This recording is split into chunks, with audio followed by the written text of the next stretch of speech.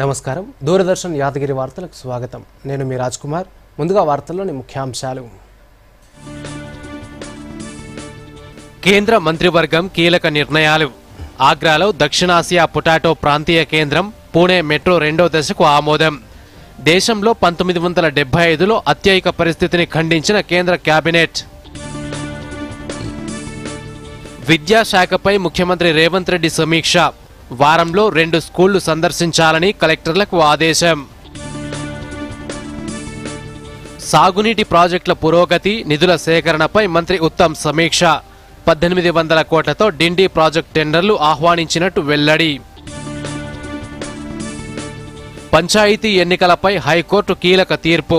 3 నెలల్లో ప్రక్రియ పూర్తి చేయాలని ప్రభుత్వానికి ఆదేశం.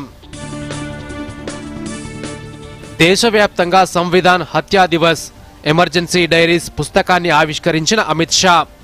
ఆనాటి కాంగ్రెస్ దురాఘాతాలను దేశం మరచిపోదన్న హోంమంత్రి. స్పేస్-ఎక్స్ యాక్సియం 4 మిషన్ విజయవంతం. అంతరిక్ష కేంద్రంలోకి అడుగుపెట్టనున్న శుభాంశు శుక్లా. అభినందనలు తెలిపిన రాష్ట్రపతి, ప్రధానమంత్రి. బంగాళాఖాతంలో ఏర్పడనున్న అల్పపీడనం. 3 రోజుల పాటు రాష్ట్రానికి వర్ష సూచన. 5 జిల్లాలకు ఎల్లో అలర్ట్ జారీ.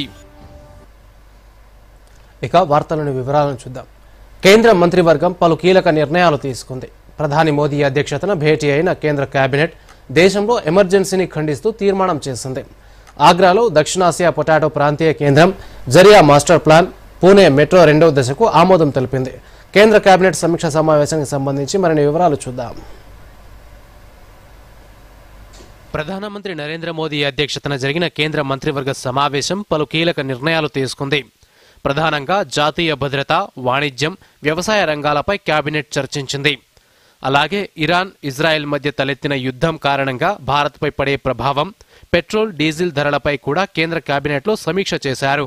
దేశంలో 1975 జూన్ 25న ఇందిరాగాంధీ ప్రభుత్వం అత్యయిక స్థితిని విధించడాన్ని ఖండిస్తూ కేంద్ర మంత్రివర్గం తీర్మానాన్ని ఆమోదించింది. అత్యయిక స్థితి బాధితులకు కేంద్ర కేబినెట్ 2 నిమిషాలు మౌనం పాటించింది.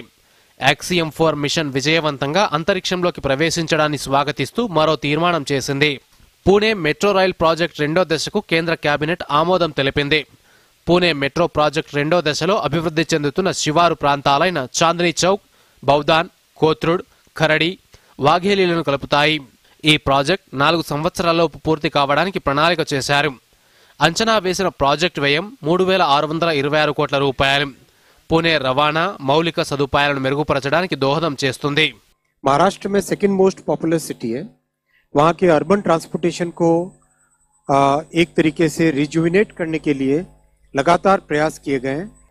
अभी करीब 33 किलोमीटर ऑपरेशनल है पुणे मेट्रो और 33 किलोमीटर्स और इसका कंस्ट्रक्शन चल रहा है।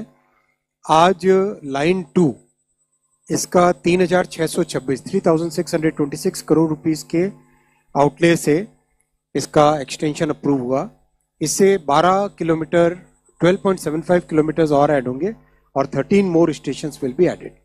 అంతర్జాతీయ పొటాటో కేంద్రంకు అనుబంధమైన దక్షిణాసియా ప్రాంతీయ కేంద్రంను ఉత్తరప్రదేశ్లోని ఆగ్రాలో స్థాపించాలనే వ్యవసాయ శాఖ ప్రతిపాదనకు కేంద్ర మంత్రివర్గ సమావేశం ఆమోదం తెలిపింది। దీని ఏర్పాటుతో దేశంలో బంగాళదుంప ఉత్పత్తి, ప్రాసెసింగ్, ప్యాకేజింగ్, రవాణా, మార్కెటింగ్లో గణనీయమైన వృద్ధి సాధ్యమవుతుంది। సిఎస్ఏఆర్సి అభివృద్ధి చేసిన అధిక దిగుబడి, పోషకాలు గల బంగాళదుంప, చిలకడ దుంపలు దేశంలోనే కాకుండా దక్షిణాసియా ప్రాంతంలో పొటాటో రంగంలో స్థిరమైన అభివృద్ధిని గణనీయంగా వేగవంతం చేస్తాయి। भारत विश्व में दूसरे नंबर का आलू का उत्पादक है। आलू में शक्कर मतलब पोटैटो और स्वीट पोटैटो, आलू और शकरकंद दोनों मिला के वर्ल्ड में सेकेंड लार्जेस्ट प्रोड्यूसर है और दुनिया भर में पहचान भी है भारत की। अब इस पहचान को एक साइंटिफिक तौर पे करके फूड प्रोसेसिंग को कैसे हम सुधारें, इन सब को ध्यान में रखते हुए आगरा उत्तर प्रदेश भारत में सबसे बड़ा आलू का उत्पादक है। जो इंटरनेशनल पोटैटो सेंटर है उसका रीजनल सेंटर स्थापित किया जाएगा 111 करोड़ रुपए की, और अब वहां पे केंद्र सरकार और राज्य सरकार और इंटरनेशनल सेंटर के सहयोग से ये सेंटर बनेगा। జరియా బొగ్గు క్షేత్రంలో అగ్ని ప్రమాదం, భూమి క్షీణత, ప్రభావిత కుటుంబాల పునరావాసం వంటి సమస్యలను పరిష్కరించడానికి సవరించిన జరియా మాస్టర్ ప్లాన్ను కేంద్ర కేబినెట్ ఆమోదించింది. సవరించిన ప్రణాళిక అమలుకు మొత్తం ఆర్థిక వ్యయం 5,940 కోట్ల రూపాయలు. జరియా మాస్టర్ ప్లాన్ కింద పునరావాసం పొందుతున్న కుటుంబాలకు స్థిరమైన జీవనోపాధి కల్పిస్తారు. అలాగే వారికి క్రెడిట్ మద్దతును ₹1,00,000 నుంచి ₹3,00,000 పెంచారు. Bureau report, Doordarshan news. రాష్ట్రంలో విద్యా వ్యవస్థను మరింత పటిష్టం చేయాలని అధికారులను సీఎం రేవంత్ రెడ్డి ఆదేశించారు. హైదరాబాద్లోని కమాండ్ కంట్రోల్లో విద్యాశాఖపై ఉన్నతాధికారులతో సీఎం రేవంత్ రెడ్డి సమీక్షా సమావేశం నిర్వహించారు. సీఎం సలహాదారుడు వేం నరేందర్ రెడ్డి, విద్యాశాఖ ఉన్నతాధికారులు పాల్గొన్నారు. ఈ ఏడాది ప్రైవేట్ పాఠశాలల నుంచి 48,000 మంది విద్యార్థులు ప్రభుత్వ బడుల్లో చేరారని సీఎంకు అధికారులు వివరించారు. 10వ తరగతిలో ఉత్తీర్ణవుతున్న విద్యార్థులకు ఇంటర్లో చేరుతున్న విద్యార్థుల సంఖ్యకు మధ్య తేడా ఎందుకు ఎక్కువగా ఉందని అధికారులను ముఖ్యమంత్రి ప్రశ్నించారు. కలెక్టర్లు, అదనపు కలెక్టర్లు, జాయింట్ కలెక్టర్లు వారానికి 2 పాఠశాలలను సందర్శించాలని ఆదేశించారు. పాఠశాలల్లో అవసరమైన మేర గదులను నిర్మించాలని, సోలార్ కిచెన్లను ఏర్పాటు చేయాలని చెప్పారు. 10వ తరగతి ఉత్తీర్ణులైన ప్రతి ఒక్కరూ ఇంటర్మీడియట్లో చేరేలా చర్యలు తీసుకోవాలని సూచించారు.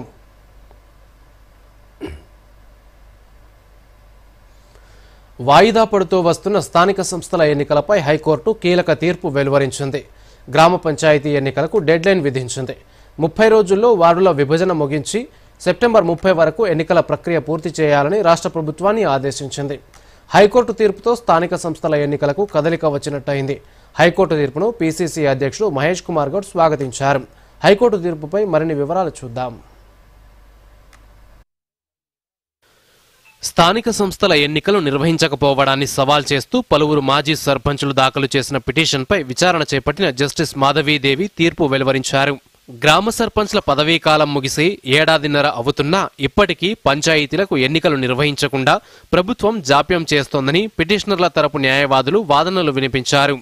ఏడాదిన్నరగా స్థానిక సంస్థల ఎన్నికల నిర్వహణలో జాప్యం ఎందుకని ప్రభుత్వాన్ని, ఎన్నికల సంఘాన్ని హైకోర్టు ధర్మాసనం ప్రశ్నించింది. రాష్ట్ర ప్రభుత్వం తరపున అదనపు అడ్వకేట్ జనరల్ ఇమ్రాన్ ఖాన్ వాదనలు వినిపిస్తూ సుప్రీంకోర్టు తీర్పు ప్రకారం స్థానిక సంస్థల్లో బీసీ రిజర్వేషన్లు ఖరారు చేసి ఎన్నికల ప్రక్రియ చేపట్టాల్సి ఉందన్నారు. ఈ ప్రక్రియ పూర్తి కావడానికి మరో 4 రోజుల గడువు అవసరమని కోరారు. రిజర్వేషన్లు ఖరారు చేయాల్సిన బాధ్యత రాష్ట్ర ప్రభుత్వానిదేనని, ఇది పూర్తి కాగానే ఎన్నికల ప్రక్రియ ప్రారంభిస్తామని, దీనికి 2 నెలల సమయం పడుతుందని ధర్మాసనానికి ఎన్నికల సంఘం తరపున సీనియర్ న్యాయవాది విద్యాసాగర్ తెలిపారు. ఈ అభ్యర్థనలను పరిగణలోకి తీసుకున్న హైకోర్టు ధర్మాసనం సెప్టెంబర్ 30లోగా స్థానిక సంస్థల ఎన్నికలు నిర్వహించాలని తీర్పు వెలువరించింది. గత ఏడాది జనవరిలో గ్రామ పంచాయతీల పాలక వర్గం గడువు ముగిసింది. దాదాపు 17 నెలలుగా పాలక వర్గాలు లేకుండా ప్రత్యేక అధికారుల పాలనలోనే గ్రామ పంచాయతీలు కొనసాగుతున్నాయి. అయితే కామారెడ్డి డిక్లరేషన్లో పేర్కొన్న విధంగా బీసీలకు 42% రిజర్వేషన్లు కల్పించాకే స్థానిక సంస్థల ఎన్నికలు నిర్వహిస్తామని ప్రభుత్వం పేర్కొంది. దీనికి అనుగుణంగా రాష్ట్ర వ్యాప్తంగా కులగణన సర్వే నిర్వహించి అసెంబ్లీలో తీర్మానం పాస్ చేయించి కేంద్రానికి పంపింది. రాష్ట్ర వ్యాప్తంగా 12,751 గ్రామ పంచాయతీలు, 5,817 ఎంపీటీసీలు, 538 జడ్పీటీసీలు, 32 జిల్లా పరిషత్లు ఉన్నాయి. గ్రామ పంచాయతీల పాలక మండలి గత ఏడాది జనవరి 20న ముగియగా సర్పంచ్ల స్థానంలో ప్రత్యేక అధికారులను రాష్ట్ర ప్రభుత్వం తీసుకొచ్చింది. అలాగే గత ఏడాది జూలై 4న 32 జిల్లా పరిషత్లు, 538 మండల పరిషత్ పాలక మండళ్ల పదవీకాలం ముగిసింది. వీటితో పాటు మున్సిపాలిటీలకు కూడా ఎన్నికలు నిర్వహించాల్సి ఉన్నా రాష్ట్ర ప్రభుత్వం వాయిదా వేస్తూ వస్తోంది. మంత్రివర్గ విస్తరణ తర్వాత స్థానిక సంస్థల ఎన్నికల షెడ్యూల్ వెలువడుతుందని లీకులు వచ్చినా అది జరగలేదు. బీసీ రిజర్వేషన్ల పెంపు జాప్యమే దీనికి కారణంగా తెలుస్తోంది. హైకోర్టు తీర్పుతో స్థానిక సంస్థల ఎన్నికలకు ప్రభుత్వం సిద్ధమవుతోంది. బీసీలకు ఇచ్చిన హామీ మేరకు 42% రిజర్వేషన్ల అమలుపై కసరత్తు చేస్తోంది. రిజర్వేషన్లు 50% దాటొద్దన్న సుప్రీంకోర్టు నిబంధనతో మల్లగుల్లాలు మొదలయ్యాయి. బీసీలకు 42% రిజర్వేషన్లకు గ్రీన్ సిగ్నల్ రాకపోతే పార్టీ పరంగా రిజర్వేషన్లు చేయనున్నారు. 42% మంది బీసీలకు టికెట్లు ఇచ్చే ఆలోచనలో కాంగ్రెస్ ఉన్నట్టు తెలుస్తోంది. ఇప్పటికే మీనాక్షి నటరాజన్తో పాటు అధిష్టానంతో పలు దఫాలుగా చర్చలు కూడా జరిగాయి. 2-3 రోజుల్లో రిజర్వేషన్లపై విధానం ప్రకటించే అవకాశం ఉన్నట్టు తెలుస్తోంది. మరోవైపు బీసీ రిజర్వేషన్లు ఖరారు చేశాకే ఎన్నికలకు వెళ్లాలని విపక్షాలు డిమాండ్ చేస్తున్నాయి. కాగా హైకోర్టు తీర్పును పీసీసీ అధ్యక్షుడు మహేష్ కుమార్ గౌడ్ స్వాగతించారు. 4 నెలల క్రితమే స్థానిక సంస్థల ఎన్నికలు జరగాల్సి ఉందని, కానీ బీసీలకు 42% రిజర్వేషన్లు ఇచ్చే ఎన్నికలకు పోవాలనుకోవడంతో ఆలస్యమైందన్నారు. ఎస్సీ వర్గీకరణ, బీసీ రిజర్వేషన్ల పెంపుపై అసెంబ్లీ తీర్మానం చేసి కేంద్రానికి పంపించామని, అక్కడ పెండింగ్లో ఉందన్నారు. స్థానిక సంస్థల ఎన్నికల నిర్వహణపై కేబినెట్లో నిర్ణయం తీసుకుంటారని చెప్పారు. 42% రిజర్వేషన్లతోనే ఎన్నికలకు వెళ్తామని మహేష్ కుమార్ గౌడ్ స్పష్టం చేశారు. Bureau report, Doordarshan news.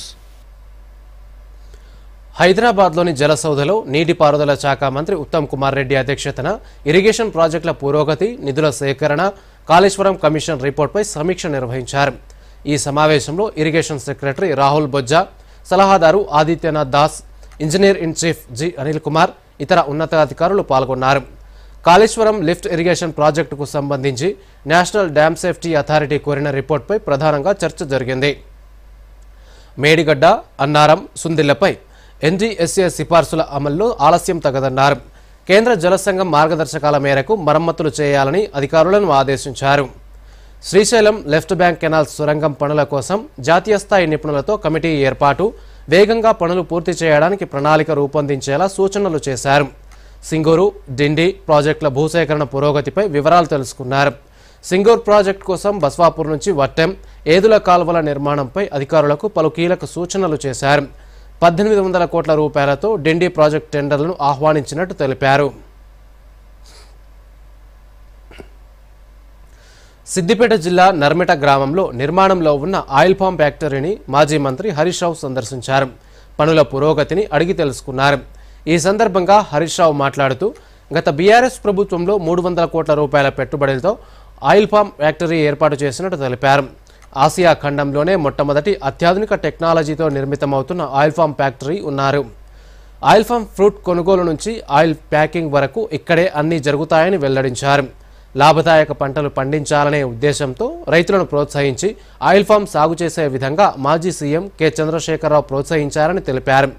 Kaleshwaram project నిర్మాణం వల్లే ఆయిల్ ఫామ్ ఫ్యాక్టరీ రావడం జరిగిందని, ఆయిల్ ఫామ్ సాగుకు అవకాశం ఏర్పడిందని తెలిపారు.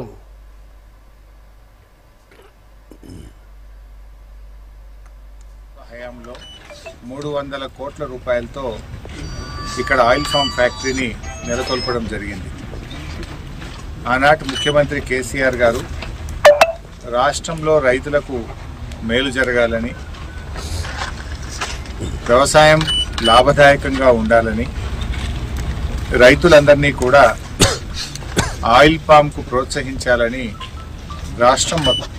రాష్ట్రం మొత్తం కూడా ఆయిల్ పామ్ జోన్లుగా విభజించి అన్ని జిల్లాలకు కూడా ఆయిల్ పామ్ ఫ్యాక్టరీలను మంజూరు చేయడం జరిగింది.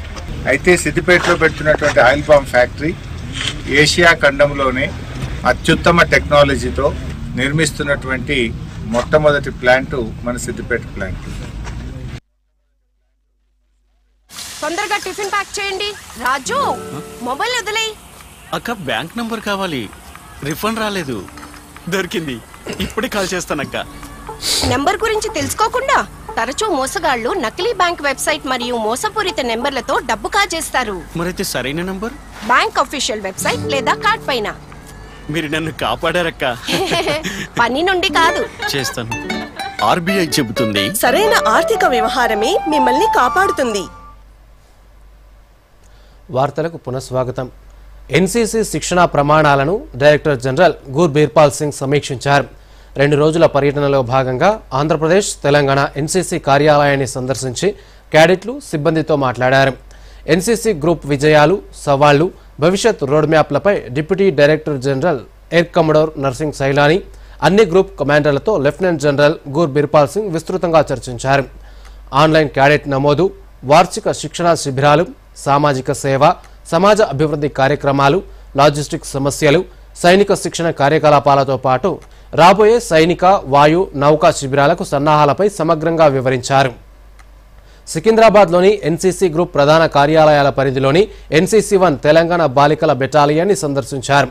క్యాడెట్లు గుర్ బీర్పాల్ సింగ్కు గార్డ్ ఆఫ్ ఆనర్ ఇచ్చారు. జనరల్ ఆఫీసర్, క్యాడెట్లు, సిబ్బంది పనితీరును ప్రశంసించారు. వారిని సత్కరించారు. ఎన్సీసీ క్యాడెట్లు క్రమశిక్షణకు రాయబారులుగా ఎదగాలని పిలుపునిచ్చారు. AP and Telangana Directorate.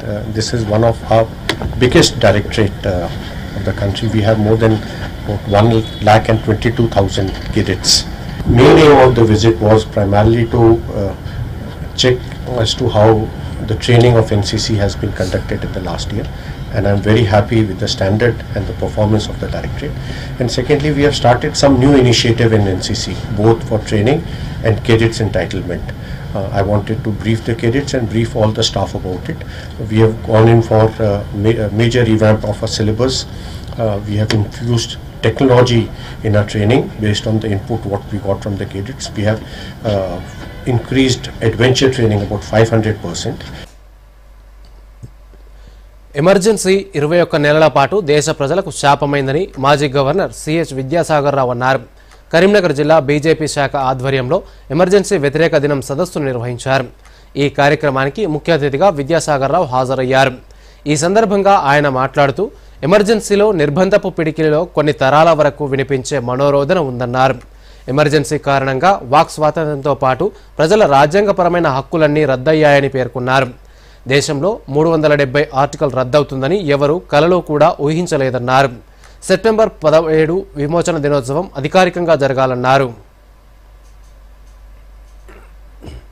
భారతదేశం ప్రపంచంలోనే అతిపెద్ద ప్రజాస్వామిక దేశం. మనకు అతిపెద్ద రాజ్యాంగం ఉంది. ఈ రాజ్యాంగంలో అసలు కొదువ లేదు. దేనికి సామాన్య ప్రజల యొక్క ప్రజాస్వామిక హక్కులను పరిరక్షించడానికి ఎన్నో నిబంధనలు ఉన్నాయి, ఎన్నో అవకాశాలు ఉన్నాయి. కాబట్టి ఎవరైనా గతంలో జరిగినటువంటి పొరపాటు అత్యవసర పరిస్థితిని ఏ విధంగానైతే విధించి యావత్ భారతదేశాన్ని కారాగారంగా మార్చిపడేసినారో, పత్రికా స్వాతంత్రానికి సంఖ్యలు వేసినారో అటువంటిది పునరావృతం కాకుండా ఉండాలంటే అందరూ జాగ్రత్తగా ఉండాలని పదే పదే ఈ యొక్క ఎమర్జెన్సీ దినాన్ని మేము స్మరించుకుంటున్నాం. భవిష్యత్తులో ఖచ్చితంగా ప్రజలందరూ కూడా దాన్ని వ్యతిరేకిస్తారు. SpaceX Axiom 4 mission launching విజయవంతమైంది. ఎన్నో సమస్యలు, ఎన్నో వాయిదాల తర్వాత నేడు రోదసిలోకి పయనమైంది. ఫాల్కన్ 9 రాకెట్ యాక్సియం 4ను మోసుకెళ్లింది. కోట్లాది మంది భారతీయుల ఆకాంక్షలను మోసుకుంటూ భారత వ్యోమగామి గ్రూప్ కెప్టెన్ శుభాంశు శుక్లా అంతరిక్షంలోకి వెళ్లారు. దీనికి సంబంధించి మరిన్ని వివరాలు చూద్దాం. ఫ్లోరిడాలోని నాసా కెనడీ స్పేస్ సెంటర్లో భారత కాలమానం ప్రకారం మధ్యాహ్నం 12:01 చేపట్టిన ఫాల్కన్ 9 రాకెట్ యాక్సియం 4ను విజయవంతంగా అంతరిక్షంలోకి తీసుకెళ్లింది. కొన్ని నిమిషాల తర్వాత వీరు ప్రయాణిస్తున్న వ్యోమనౌక రాకెట్ నుంచి విడిపోయి భూకక్షలోకి ప్రవేశించింది.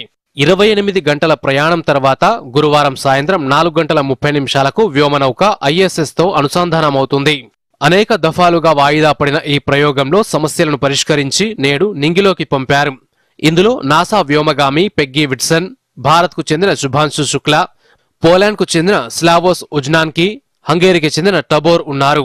41 ఏళ్ల తర్వాత భారత వ్యోమగామి శుభాంశు శుక్లా రోదసి యాత్రకు బయలుదేరారు. రాకేష్ శర్మ తర్వాత అంతరిక్షంలో అడుగుపెట్టనున్న రెండో భారతీయుడిగా శుభాంశు శుక్లా రికార్డులకెక్కనున్నారు. 1984 ఏప్రిల్ 3న సోవియట్ యూనియన్కు చెందిన సోయజ్ T-11 రాకెట్ ద్వారా మరో 2 రష్యన్ వ్యోమగాములతో కలిసి బైకనూర్ అంతరిక్ష కేంద్రం నుంచి అంతరిక్షంలోకి వెళ్లాడు రాకేష్ శర్మ. ఆయన తర్వాత ఇప్పుడు శుభాంశు శుక్లా రోదసీలోకి వెళ్లారు. వ్యోమనౌకలోకి వెళ్లడానికి ముందు శుభాంశు తనకు ఎంతో ఇష్టమైన ఫైటర్ సినిమాలోని వందే మాతరం అనే పాటను విన్నారు. ప్రయోగం అనంతరం ఫాల్కన్ 9 రాకెట్లోని వ్యోమనౌక నుంచి మాట్లాడారు. నా ప్రియమైన దేశ ప్రజలకు నమస్కారం. మీరందరూ ఈ ప్రయాణంలో భాగం కావాలని నేను కోరుకుంటున్నాను. నాతో పాటు మీరు కూడా గర్వంతో ఉప్పొంగాలి. భారతదేశ మానవ అంతరిక్ష కార్యక్రమాన్ని ప్రారంభిద్దాం. జై హింద్, జై భారత్ అని చెప్పారు. ఐఎస్ఎస్లో శుభాంశు బృందం 14 రోజుల పాటు ఉంటుంది.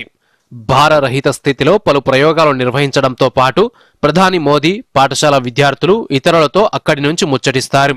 అలాగే 5 ఉమ్మడి శాస్త్రీయ పరిశోధనలు, 2 ఇనార్బిట్ STME ప్రదర్శనలు నిర్వహిస్తారు. Bureau report, Doordarshan news. 3 కాలేజీలలో డోంట్ వరీ, ఫీజు చూడు. ఎలా ఉన్నారు? ఏంటి విషయం? ఫీజు కోసం టెన్షన్. రాహుల్ కి బ్యాంక్ అకౌంట్ ఉందిగా, సమస్య తీరినట్లే. బ్యాంక్ ద్వారా అవసరానికి సరిపడా స్టూడెంట్ ఎడ్యుకేషన్ లోన్ సులభంగా దొరుకుతుంది. అదీను 4 లక్షల వరకు తాకట్టు లేకుండా. అదెక్కడ? అదే స్వీట్. ఆర్బీఐ అంటుంది, చేయండి సరైన ఆరంభం, అవ్వండి ఫైనాన్షియలీ స్మార్ట్. వార్తలకు పునఃస్వాగతం. యాక్సియం మిషన్ 4లో అంతరిక్షంలోకి వెళ్లిన Indian air force pilot group captain Shubhanshu శుక్లాను చూసి భారత ప్రజలు గర్వంగా భావిస్తున్నారు. ప్రయోగం లాంచింగ్ విజయవంతమవడంతో సంబరాలు చేసుకున్నారు. శుభాంశుకు దేశవ్యాప్తంగా అభినందనలు వెల్లువెత్తుతున్నాయి. రాష్ట్రపతి ద్రౌపది ముర్ము, ప్రధాని మోదీ సహా ప్రముఖులు శుభాకాంక్షలు తెలిపారు. దీనికి సంబంధించి మరిన్ని వివరాలు చూద్దాం. శుభాంశు శుక్లా రోదసీ యాత్ర విజయవంతమవడంపై రాష్ట్రపతి ద్రౌపది ముర్ము, ప్రధానమంత్రి నరేంద్ర మోదీ సంతోషం వ్యక్తం చేశారు. ఈ సందర్భంగా శుభాంశు శుక్లాకు శుభాకాంక్షలు తెలిపారు. శుభాంశు బృందం సరికొత్త చరిత్రను సృష్టించిందని, భారత అంతరిక్ష చరిత్రలో ఇదో కొత్త మైలురాయి అని రాష్ట్రపతి అన్నారు. ఈ రోదసీ యాత్రపై దేశం మొత్తం గర్వపడుతోందని ఎక్స్లో పోస్ట్ చేశారు. 1.4 బిలియన్ల ప్రజల ఆశలు, ఆకాంక్షలను తనతో తీసుకెళ్తున్నారని పేర్కొన్నారు. శుభాంశు బృందం విజయం సాధించాలని కోరుకుంటున్నట్టు ఎక్స్లో పోస్ట్ చేశారు. శుభాంశు శుక్లాకు కేంద్ర మంత్రి జితేంద్ర సింగ్ అభినందనలు తెలిపారు. శుభాంశు యాత్ర ద్వారా చంద్రయాన్ 4తో పాటు 2035 నాటికి భారత్ స్పేస్ స్టేషన్ వంటి మిషన్లకు ఉపయోగం ఉంటుందన్నారు. అంతరిక్షంలో లేదా మైక్రోగ్రావిటీ పరిస్థితులలో ఎక్కువ కాలం ఉండటానికి నిర్వహించబోయే ప్రయోగాల ద్వారా ఎలాంటి ఏర్పాటు చేయాలో కూడా తెలుసుకోవచ్చని జితేంద్ర సింగ్ అన్నారు. Shubhanshu who is going to be the most critical component of the entire crew, because he has been assigned to perform the various experiments which have been broadly classified into 7 categories. They deal with life sciences, they deal with the possibilities of habitat and life in space, in microgravity, the effects on human physiology, the effects on muscle functions, the effects on cognitive functions when you are constrained to watch a computer screen for prolonged protracted periods of time. Falcon 9 rocket నింగిలోకి దూసుకెళ్లగానే భారత వ్యోమగామి శుభాంశు శుక్లా తల్లిదండ్రులు భావోద్వేగానికి గురయ్యారు. ఉత్తరప్రదేశ్లోని లక్నోలో axiom 4 machine ప్రత్యక్ష ప్రసారాన్ని వీక్షించిన శుభాంశు శుక్లా కుటుంబ సభ్యులు ఫాల్కన్ 9 రాకెట్ అంతరిక్ష కేంద్రానికి విజయవంతంగా పయనమవ్వడంతో ఆనందంతో గంతులు వేశారు. తమ కుమారుడు అంతరిక్ష కేంద్రంలోకి వెళ్తుండటం ఆనందంగా ఉందని శుభాంశు శుక్లా తండ్రి శంభూ దయాల్ శుక్లా తెలిపారు. దేవుడి ఆశీర్వాదం వల్లే ఇది సాధ్యమైందని అన్నారు.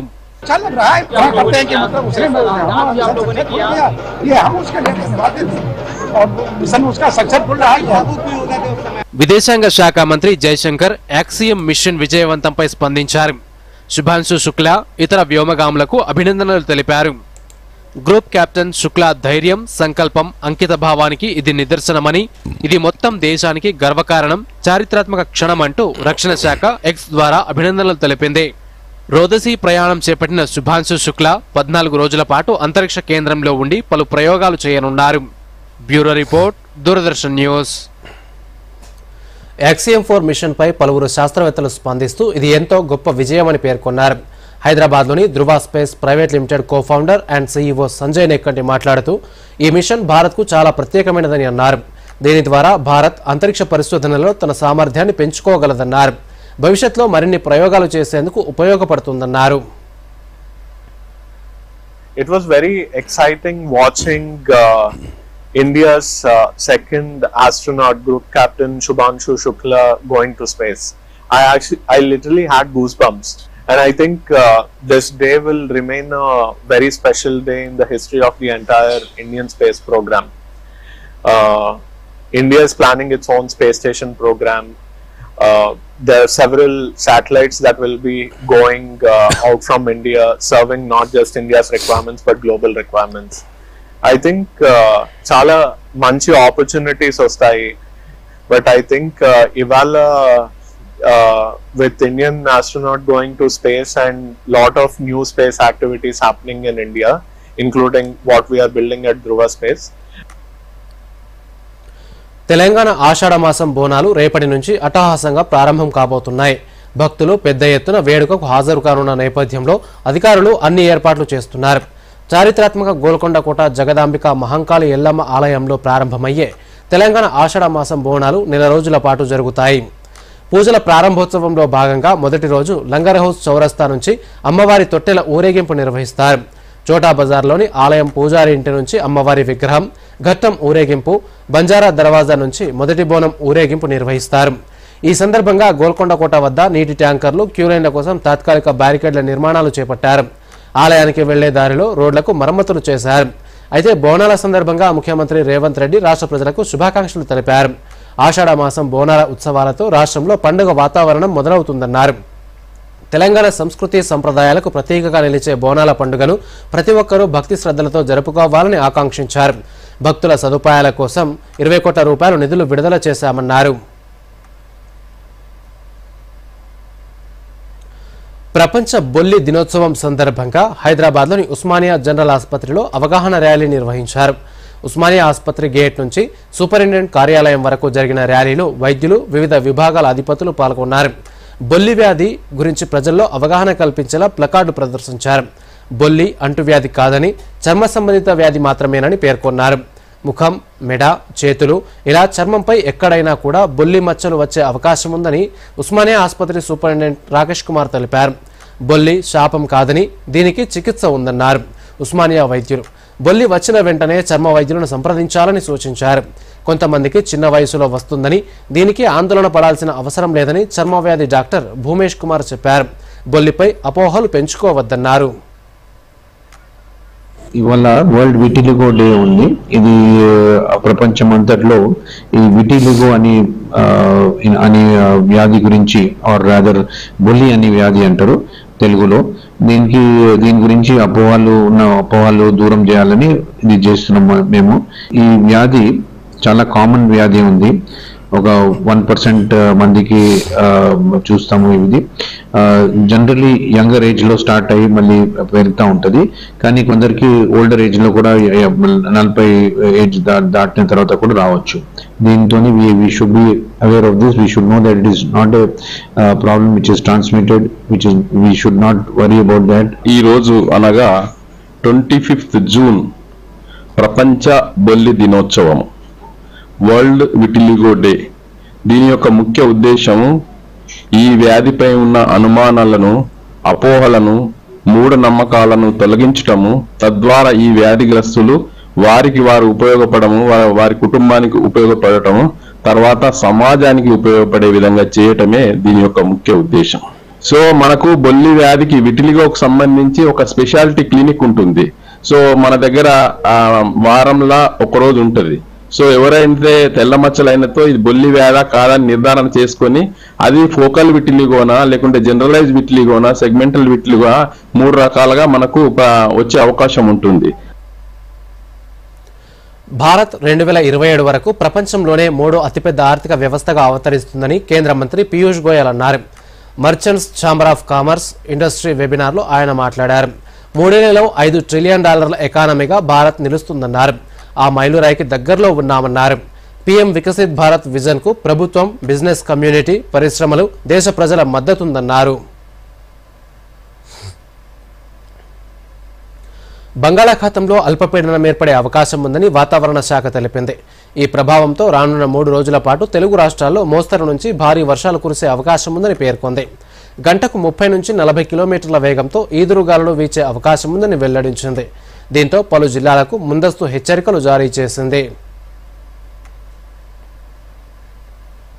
ఇక వార్తలు ముగించే ముందు ముఖ్యాంశాలు మరోసారి. కేంద్ర మంత్రివర్గం కీలక నిర్ణయాలు. ఆగ్రాలో దక్షిణాసియా పొటాటో ప్రాంతీయ కేంద్రం, పూణే మెట్రో 2వ దశకు ఆమోదం. దేశంలో 1975లో అత్యయిక పరిస్థితిని ఖండించిన కేంద్ర కేబినెట్. విద్యాశాఖపై ముఖ్యమంత్రి రేవంత్ రెడ్డి సమీక్ష. వారంలో 2 స్కూళ్లు సందర్శించాలని కలెక్టర్లకు ఆదేశం. సాగునీటి ప్రాజెక్టుల పురోగతి, నిధుల సేకరణపై మంత్రి ఉత్తమ్ సమీక్ష. 1800 కోట్లతో డిండి ప్రాజెక్టు టెండర్లు ఆహ్వానించినట్టు వెల్లడి. పంచాయతీ ఎన్నికలపై హైకోర్టు కీలక తీర్పు. 3 నెలల్లో ప్రక్రియ పూర్తి చేయాలని ప్రభుత్వానికి ఆదేశం. దేశవ్యాప్తంగా సంవిధాన్ హత్యా దివస్, ఎమర్జెన్సీ డైరీస్ పుస్తకాన్ని ఆవిష్కరించిన అమిత్ షా. ఆనాటి కాంగ్రెస్ దురాఘాతాలను దేశం మరచిపోదన్న హోంమంత్రి. స్పేస్-ఎక్స్ యాక్సియం 4 మిషన్ విజయవంతం. అంతరిక్ష కేంద్రంలోకి అడుగుపెట్టనున్న శుభాంశు శుక్లా. అభినందనలు తెలిపిన రాష్ట్రపతి, ప్రధానమంత్రి. బంగాళాఖాతంలో ఏర్పడనున్న అల్పపీడనం. 3 రోజుల పాటు రాష్ట్రానికి వర్ష సూచన. 5 జిల్లాలకు ఎల్లో అలర్ట్ జారీ. దూరదర్శన్ యాదగిరి వార్తలను ఇప్పుడు సోషల్ మీడియాలో కూడా చూడొచ్చు. యూట్యూబ్ అయితే డిడి న్యూస్ తెలంగాణ, ఎక్స్ వేదికగా అయితే DD news Telangana @DD Yadagiri news, Facebook అయితే డిడి న్యూస్ తెలంగాణలో చూసి సబ్స్క్రైబ్ చేసి లైక్ చేయండి, షేర్ చేయండి.